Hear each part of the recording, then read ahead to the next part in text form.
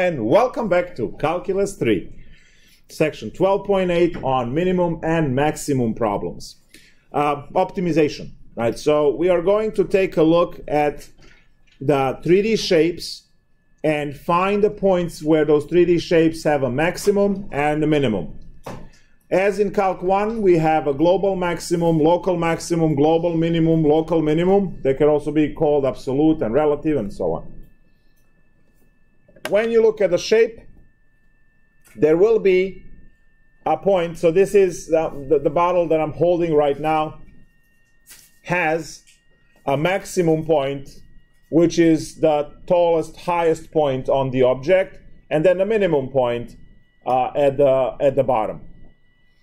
The highest point will have obviously the highest z value, and the lowest point will have the lowest z value. Now, at those points, tangent plane is horizontal, right? So for Calculus 1, your min and max concepts were tangent line was horizontal, and now your tangent plane is horizontal. Now, tangent plane is horizontal, right, when you have the change to be 0, and that's your 3 partial derivatives. So it's very simple to define what we're doing here. You are going to take the first and second and third, first partial derivative and set those equal to 0, and then you will solve those equations to find critical points. And then you will test those in a second derivative test, which will contain second partial derivatives and mixed partial derivatives, and you will use that to categorize whether the point is a min, max, or the new point that we have in Calc 3 called a saddle point. If you remember, the saddle point has min and max at the same time, right? If you look at the saddle from the horse side or from the side, it's going to be min in one direction and maximum in the other direction. So we are going to now distinguish between those three points. So we have three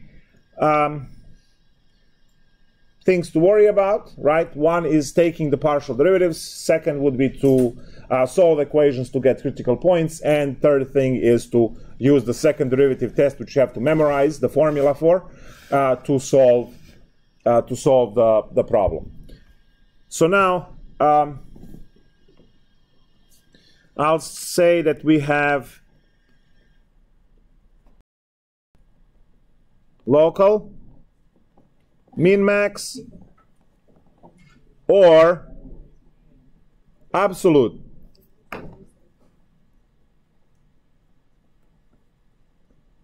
Min-max, and they are absolutely the same as the mean, absolute, and relative min-max or local min-max from Calculus 1. So you can have local, max, now just extend this to 3D, and absolute, max.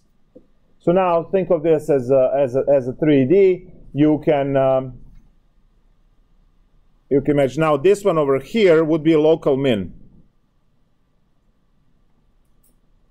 because you have, as you can see over here, you have points that are lower than the z value of.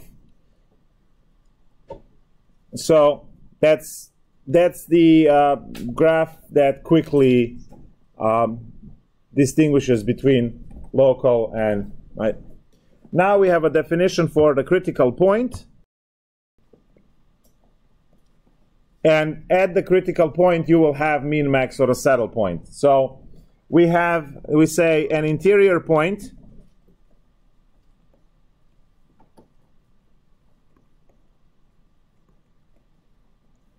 in the domain of F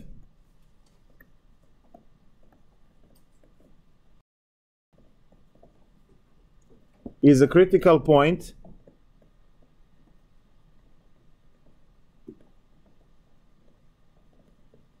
of F if,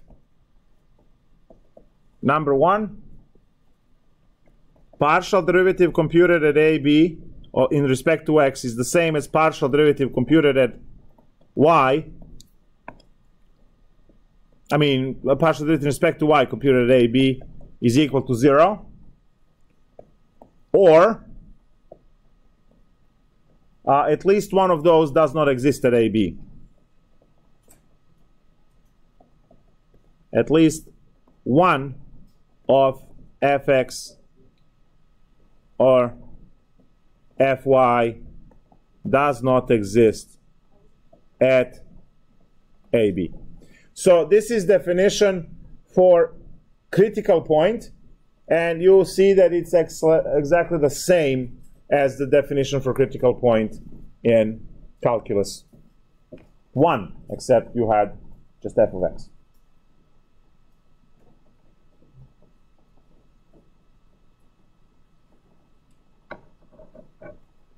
And there's also a definition for saddle point,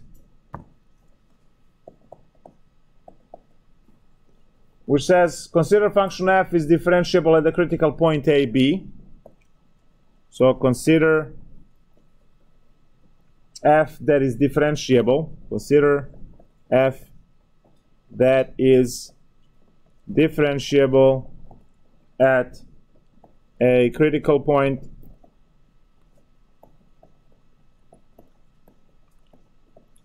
AB. So the setup over here already tells you that the saddle points also occur at the critical point. So critical point can be minimum, could be maximum, could be saddle point. Now, the further definition said, then f has a saddle point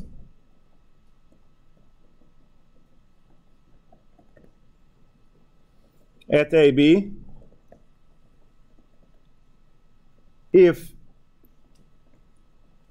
in every open disk centered at AB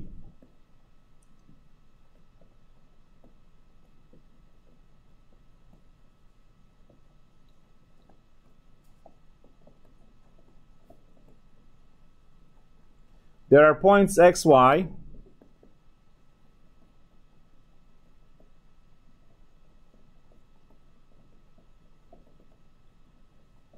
for which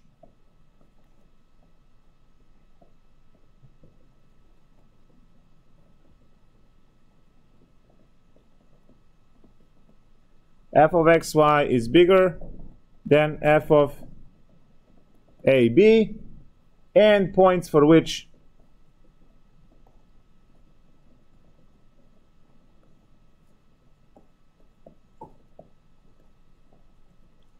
f of x would be your f of AB in terms of elevation, right?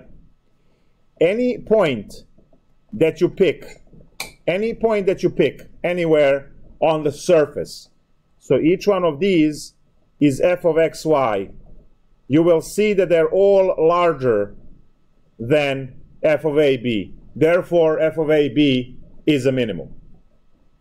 On the second picture here, your f of AB is on the top, and any point that you pick over here, which is f of xy, is smaller than f of AB, making f of AB a maximum, right?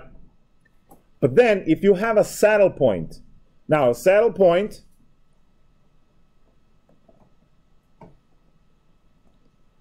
over here, so there is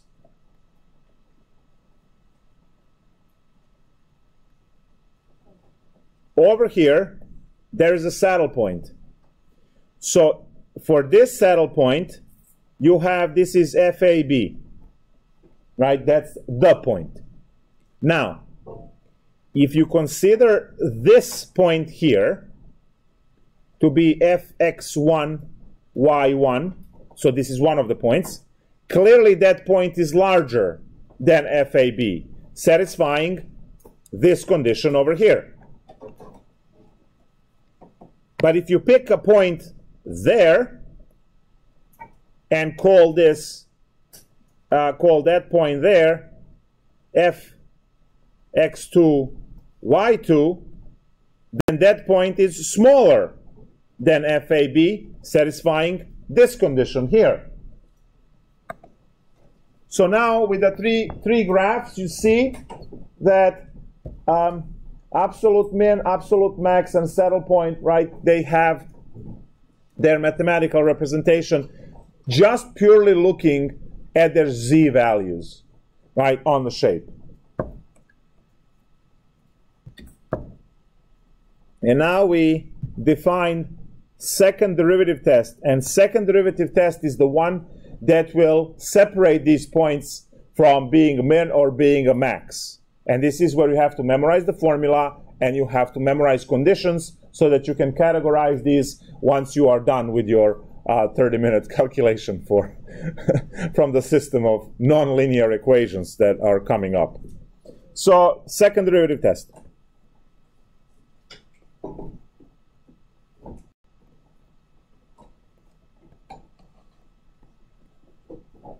The rest of the lecture will be done green to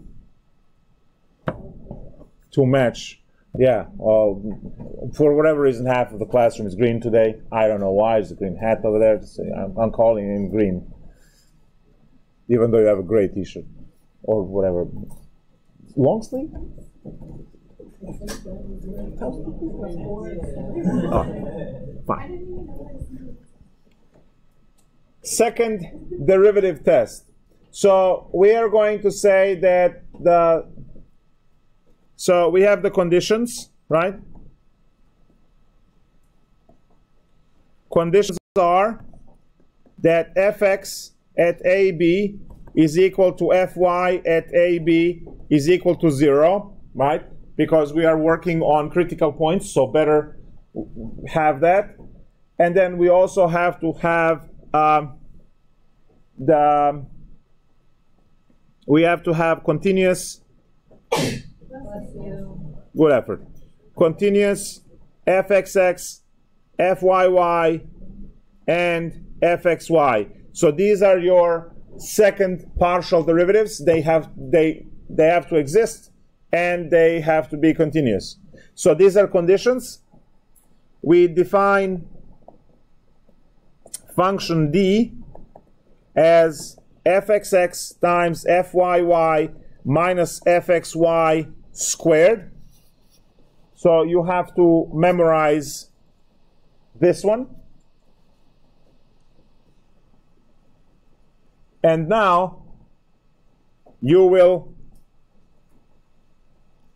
compute DAB. So you will compute this at each critical point. And now you finally have 4 cases that you have. So guys, whatever you see in green over here, you have to memorize the whole thing, because that is what the whole section is about. 12.8. So if DAB is larger than 0 and fxx at AB larger than 0.